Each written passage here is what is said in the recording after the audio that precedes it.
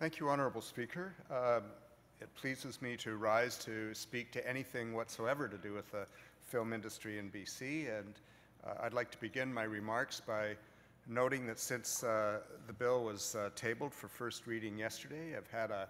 chance to review the previous iteration of this bill that was tabled in 2012, debated through second reading. It was informative and kind of fun to read the comments of the then minister and members on our side of the House, notably the member from Vancouver West End as well as Nanaimo, with respect to what is essentially a bill to modernize the enforcement mechanisms of the film classification system, as well as update the terminology in many ways, as the Attorney General has pointed out, in an act that has now seen its last revision almost 30 years ago. One of the things that was kind of fun in reading through the debate and in Hansard and considering the bill is that had the legislature been wont to spend more time sitting and dealing with what may be routine but important business of the House, if the Premier had at that time had more interest in having MLAs elected from around the province meet to actually deal with the business of the province, this bill likely would have been passed in 2012 and wouldn't even be before us. But seeing as that was not the case in 2012, this bill was not dealt with at third reading and passed, and therefore it is before us again. So we get to revisit debates of the past and do our work all over again. Let me segue from that into talking about BC's film industry in general, which I'm told by people I meet in the industry, whether it's people on the production side, people, actors, people in the unions, whether they're representing performers or people who are working on sets or in production lots, they are busy. They are happily busy. They believe that the industry is doing as well as it's ever done, and that even better days may well be ahead. And I think while much of that is to do with the lower Canadian dollar making BC a more desirable place to do business, it also has to do with the tax credit regime that was introduced by an NDP government and maintained by the government opposite. This is good news for British Columbians because it is an important economic sector. It's a growing and thriving economic sector, and in addition to the advantages that we have now received in the last couple of years from the change in the valuation of the dollar that has helped this industry as well as our potentially our export industries, we also know that people around the world see BC, and particularly people in California involved in film production, see BC as a desirable locale, a beautiful place, a place in a similar time zone, a place that is in close proximity to the centers of production in California, and the future is good, and certainly we on this side of the House want to do everything we can to maintain that healthy future. I've noticed recently that when I do find time to watch a movie or TV series, I am very often recognizing scenes that were shot in Vancouver or scenes in other parts of British Columbia, and it goes click in my mind that this is the BC industry doing well. So when we see the film industry in BC doing well, it only makes sense that we want to modernize and streamline and remove impediments that may exist for the people who actually show these films, whether it be in Vancouver, whether it be in Prince George, whether it be in Terrace, people who make a living from providing a venue to show entertaining films to the people of British Columbia that bring us so much pleasure and often education and increasing our cultural appreciation of the differences around the world as well as what we see in Canada and North America. It's important that we support the people who not only make the films, but the people who show them and provide venues for them to be viewed. So having said that, this is a bill that, while I am still in the process, and people on this side of the House are still in the process of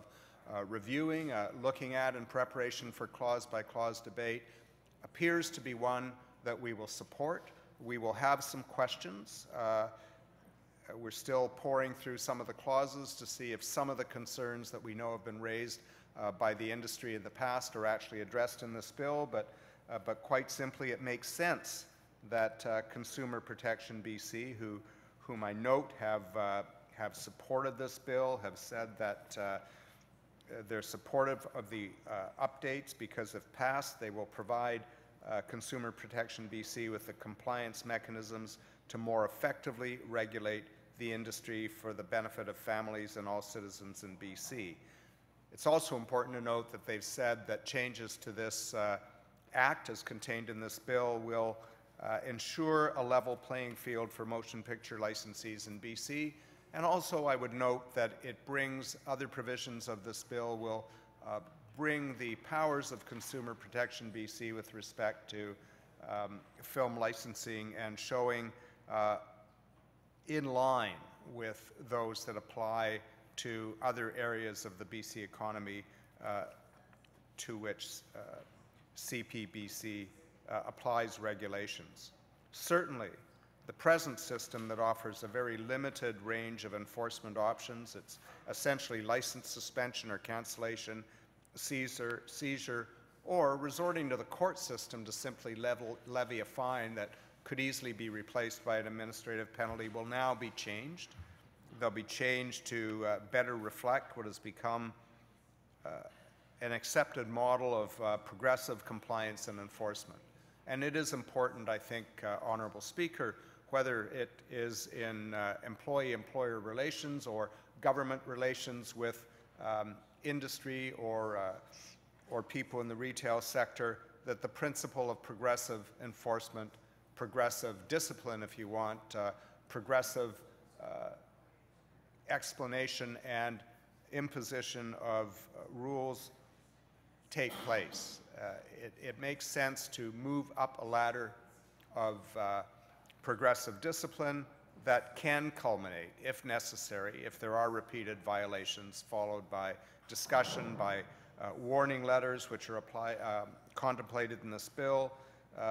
to administrative monetary penalties that don't involve the courts. The license suspension or termination remains an option if the violation is serious, but certainly it removes the enforcement and compliance provisions of this bill from a kind of all or nothing approach, and also removes it from an unnecessary and burdensome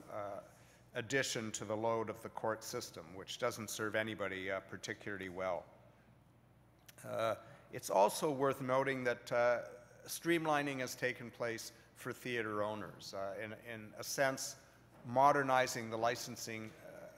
system to no longer require theatre owners to hold separate licenses to screen movies with a restricted classification versus movies with other classifications that are suitable for families or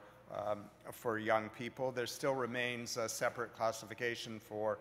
adult content, but it's clearly in this bill demonstrates an understanding that restricted content is not the same as adult content and can be separated out in terms of licensing, not in terms of classification, but in terms of licensing. So that appears to be a positive result of this bill, will be when it's passed, and will make life simpler for many theatre owners and exhibitors, and in particular smaller ones and independent ones. The ability of Consumer Protection BC to publish information on contraventions of the Act will be very useful information for the public, for parents who want to know if there have been violations of the licensing provisions and what those have been and what the penalties have been. That is important information for consumers to know when they are considering who to patronize as they take themselves or their families out for entertainment. The authority of Consumer Protection BC to set fees without ministerial approval allows Consumer Protection BC to align their fee-setting model for this sector with the other sectors that they regulate. The fee-setting process under the Act includes industry consultation and a 90-day notice period. This, of course, just brings consistency within the regulatory and fee-setting regime.